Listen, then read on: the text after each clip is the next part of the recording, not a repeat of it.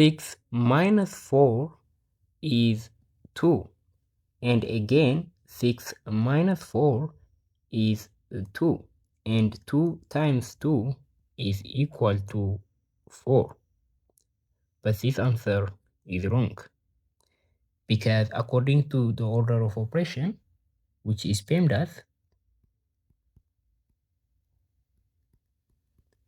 P stands for parentheses, E stands for exponent, M and D stands for multiplication and division, A and S stands for addition and subtraction. So according to this rule, we have to follow an order which we prioritize parentheses first, and then exponent, and then multiplication and division. This has same priority, and addition and subtraction also has same priority, right? So the thing is, if we solve exponent before parentheses, that is wrong. If we solve multiplication before parentheses, again that is wrong, because clearly we have to follow this order in order to arrive at consistent correct answer every single time. So let's solve the problem together to get the right answer. So we have 6 minus 4 inside the parentheses, and we know that the parentheses is the first thing to do according to the order of operation. So 6 minus 4 is 2.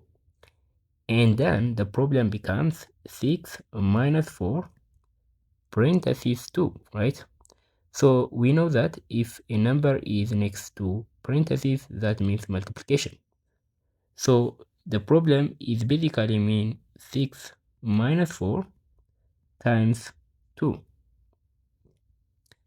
So now you see we have subtraction and multiplication, which has a higher priority. So according to the rule, multiplication and division has third priority, meaning they are above addition and subtraction. So we have to do the multiplication first before the subtraction to get the correct answer. So 4 times 2 is 8, and 6 minus 8 is equal to -2. So this is the final answer.